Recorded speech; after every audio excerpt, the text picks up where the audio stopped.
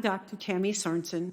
Welcome to my exciting new holistic health podcast, Living with Ease. Living with Ease is designed to encourage and equip listeners with tools for living and releasing ease into the midst of all the dis-ease that continually bombards our atmospheres, lives, circumstances, and the culture we find ourselves navigating. Each week on Monday mornings and Thursday afternoons, I will share a new episode of Living with Ease that includes a new holistic frequency-infused instrumental piece specific to releasing ease into the dis-ease. My website, soundexpressions.net, contains all of the credentials and life experiences that have culminated, converged, and propelled me into living with ease. My music is available via digital distribution and streaming, as well as at tammysorensen.com/music. Today's Living with Ease podcast is taken from my book, The Children's Heart Cry, The Sound of a Generation, and the chapter is entitled, Teach Me the Sound of Adoption. On Mother's Day 2020, I received the most heartwarming, unexpected gift from our middle daughter, Jocelyn. Her cover page read, "A little while ago I had taken some time to list some of my favorite memories of Dad, and I had also done one for you. However, yours is a little different as it seemed to evolve into a list of qualities and memories. Mom, every year I realize more and more the caliber of human you are. You are not ordinary. You are magnificent, and I admire the person you choose to be in excellence and dedication to the things and the people you love and serve. Thank you for being who you are, love you forever, and thank you for loving me." The following is one of the many things she wrote that brought tears of immeasurable blessings and joy to my heart. I share because of its pertinence to both the supernatural attributes and to the sound therapy frequencies and music presented as I do these podcasts and on my Children's Heart Cry album. God wasn't the only one listening. You don't understand how uplifting it was to walk around the house hearing you play piano, Mom. Your music and worship filled our home with beauty and life. By example, you taught us to honor the Lord with our time, heart, and skills. I know God is infatuated by you and He adores you. And I know He was always listening to you when you played. But He wasn't the only one. Jocelyn is a beautiful, amazingly talented, vibrant, and godly woman with many creative giftings. I asked both her and her older sister Jenna, also beautiful, compassionate, exceptionally creative, and uniquely gifted, to contribute to this portion of my book and my podcast on the sound of adoption, its applications in their own personal journeys. The first is perspectives from Jocelyn. The general known understanding of the word adoption is as follows: a noun, the action or fact of legally taking another's child and bringing it up as one's own, or the fact of being adopted. There is nothing wrong with this definition. It's accurate, but leaves me discontent. At a glance, it appears that adoption can be summarized as transactional, when in reality, adoption goes beyond legalities and directly impacts the hearts, minds, and souls of all those involved.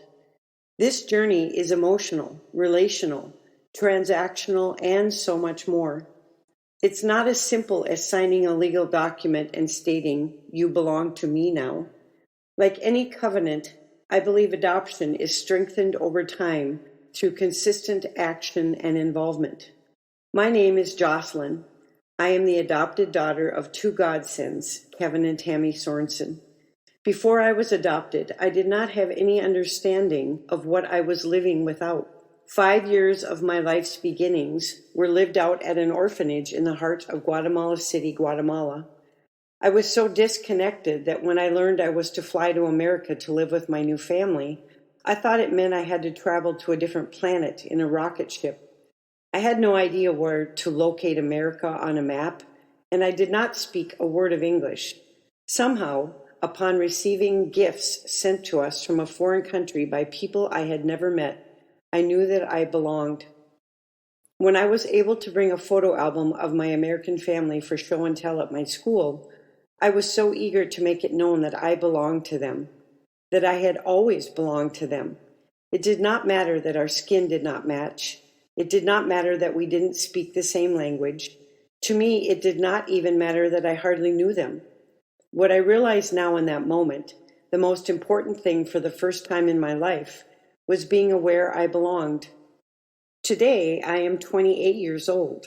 I was adopted when I was 8 years old and, based on my story, abandoned at 3 years of age. I share this to highlight a very important and universal truth. We all have a story and we all have obstacles to face and overcome. For some of us, it will be years before we fully process and heal. For others, a single encounter may help with forgiveness and breakthrough. The goal is the same, is it not? Wholeness. In 2019, I believe God invited me on a journey that, on my own accord, I would not have sought out. A journey towards wholeness. I truly felt as though He pressed on my heart, suggesting it was time to look in and process my life story. This was something I had been avoiding for years, however. I did not want to look in. I did not want to find out what was broken about me. I did not want to admit I had unforgiveness and unaddressed bitterness in my soul. To be fully transparent, I was not even aware these things were in there. Something told me it was time, in the knowledge of God's love for me, that He would not lead me to something that did not have benefit and purpose for my good, gave me the push to walk it through. I said, "Yes, Lord." Towards the beginning of the journey, God showed me an image. He gave me a vision of a circuit breaker panel, like the ones in homes. A well-labeled breaker panel indicates the wiring of the homes, so when a fuse is blown, one knows exactly which switch to flip in order to reset things again. No guessing required. However, the panel He showed me had 2 columns.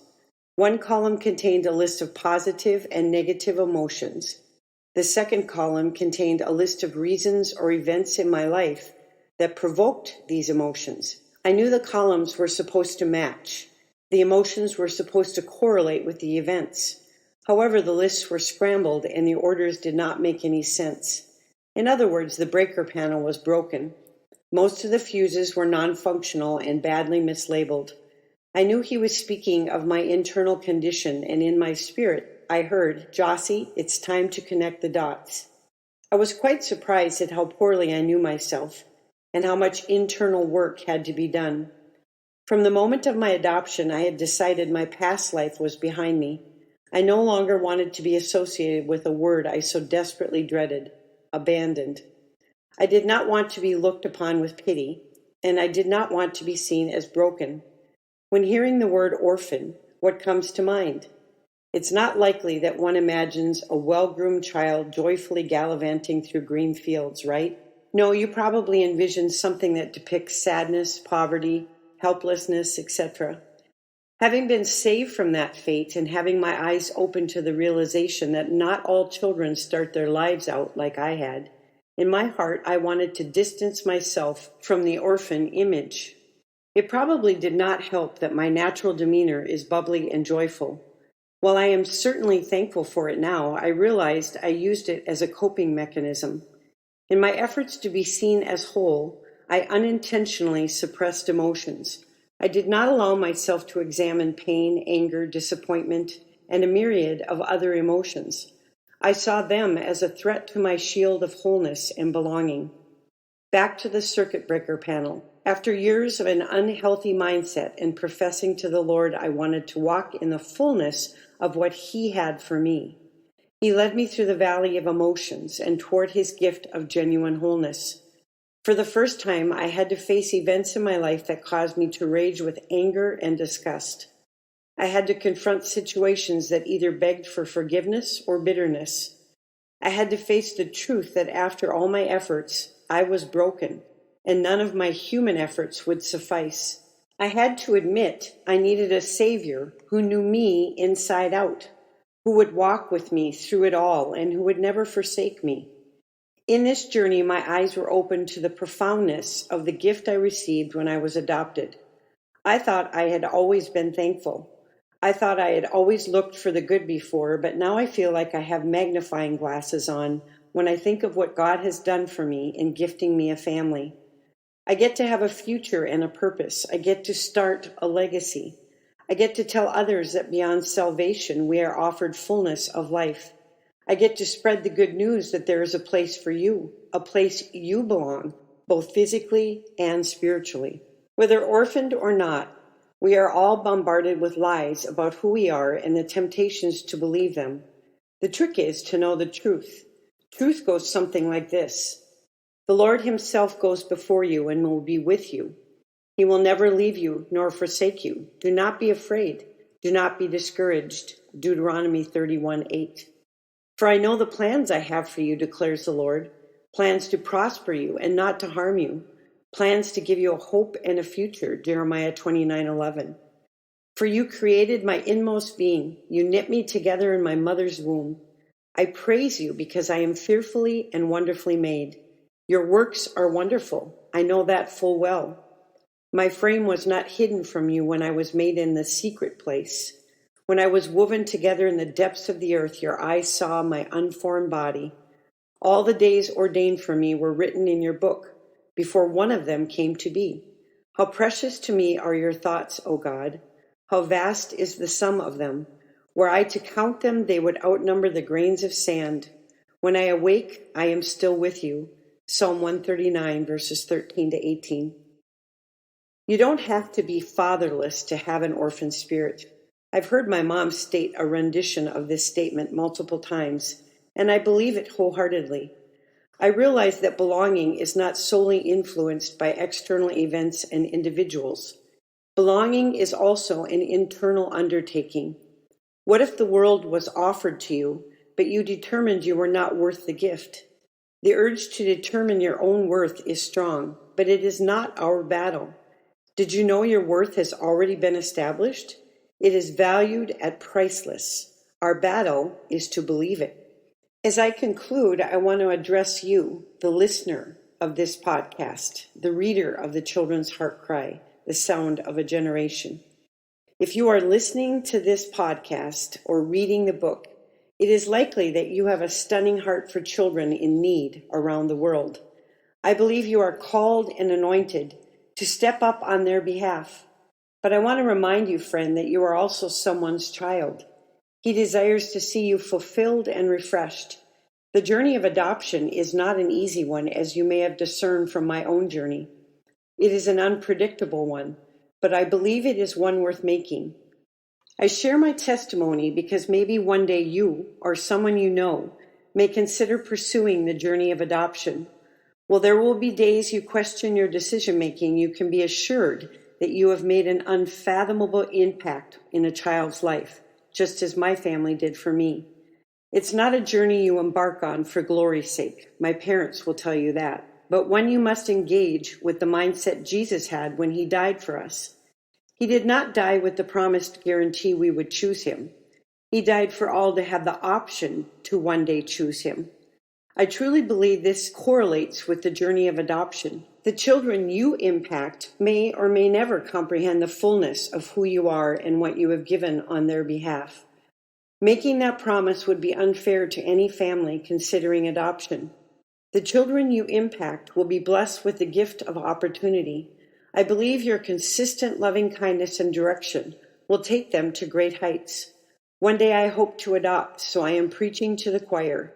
For now, if you initiate it before me, know that I am cheering you on and that someone is lifting you up. Be blessed. The second half of this podcast is perspectives from her older sister, Jenna Ariella. To have been adopted is one of the greatest privileges and most beautiful gifts I have and will ever receive. Our family's adoption story is a good one, not a perfect one, but a good one. I don't think a parent or child is ever prepared for what adoption means or what an impact it will have on parents' lives or on the child's life. I am forever grateful to have been adopted, to have been handpicked along with my younger brother and sister to become part of my family. My two younger biological siblings and I spent about 5 years in an orphanage in Guatemala. We were well taken care of and did not realize it was not typical for most children to consider 40 other children their family. I would not change those 5 years in the orphanage. As I got a little older, I began to learn about adoption. It seemed that every time I made a new best friend, they were suddenly adopted. Naturally, 8-year-old me, with a limited understanding of prayer, prayed to God, baby Jesus, Mary, Joseph, and any saint I was made aware of at that time as we grew up in a Catholic Christian orphanage. My prayer was answered when I turned 10 years old. The day came when my siblings and I were to meet our adoptive parents. The ladies who had taken care of us for 5 years dressed us up. My sister and I had our hair braided and slicked back with baby oil. I still vividly remember that day. I also remember not realizing that adoption meant my siblings and I would go and live with our new family in a new country, learning a new language, and becoming citizens of another nation. We also didn't realize there would be snow, lots and lots of snow. My adoptive siblings, my biological siblings, and myself were all deeply impacted by the adoption. All of us are now adults. Some of us have processed the journey, while some have only begun to process what it meant to blend a family and to be adopted. Our family's story was not always perfect. It was not always pretty, nor was it always easy. I don't know how our parents were able to raise 6 strong-headed kids and still be able to reach in and pull out each of our own individual giftings and characters. All I can say is thank you. When I was younger, my parents don't know this, I would spend hours trying to think of ways I could repay my parents for all they gave me. As an adopted child, I never fully understood how to navigate a relationship with my mom and dad. I have good parents, yet I didn't understand what a daughter was supposed to do. I thought if I would respect them and somehow pay them back, then they would know I loved them and was thankful for them. I did not understand that it is impossible to repay someone for the gift of opportunity. Fast forward to a few weeks ago, my sister Jocelyn and I recently had the opportunity to take our mom on a little getaway to spend a couple of days at a beautiful South Carolinian beach. Hearing our mom laugh and being part of bringing her a little joy was priceless. Rushing to get up early one morning, making our coffee, getting our towels, and hurrying to catch the sunrise at the beach was a special memory. To be able to bring joy and share experiences with our parents is going to be truly special. Today, I'm starting to understand that being a daughter is to know I am loved, regardless of where I am in life. Being a daughter means to appreciate and to build memories with my parents. About to turn 31 years old, I am at a fun stage in life. I have been married for almost 10 years to an amazing, brilliant, and kind man. We don't have children yet, but are starting the process of learning about adoption. My husband wants at least 100 kids, but he will have to settle for 3, maybe 4. Together, my husband and I are growing our remodeling business and are currently, as this podcast airs, in Guatemala with a team, including my sister Jocelyn, remodeling an orphanage for special needs children. Our big dream is to one day create and build an entrepreneurial center and sports complex in Guatemala. The center will be a place where at-risk youth can learn a trade, create their own small businesses, and when they are ready, we will be able to fund their business startups. The drive to grow our construction business is to make the dream of an entrepreneurial center and sports complex our reality. We dream of a space where youth will be given opportunities. Providing opportunity and sparking a dream in a child or youth is one of the most special privileges we can imagine. Opportunity is the gift that was given to me and my siblings when we were adopted.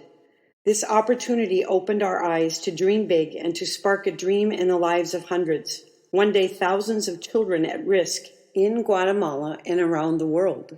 Opportunity is almost something I didn't know, but my parents took a leap of faith and adopted me, my younger sister, and my younger brother. Today I have a family, I am married, I am running 2 businesses. My nonprofit children's foundation has become a reality, and I live in the greatest country in the world, the land of opportunity. I pray listening to the girls' testimonies has blessed you as much as it has blessed me. revisiting what they shared and what they wrote, especially in this season. I'm going to conclude today's podcast with a holistic, frequency-infused, Holy Spirit-inspired instrumental piece from my Sound Expressions for the Wounded Heart album in 639 Hertz, which is actually the Heart Gateway. The piece is entitled Broken to Whole. Be abundantly blessed.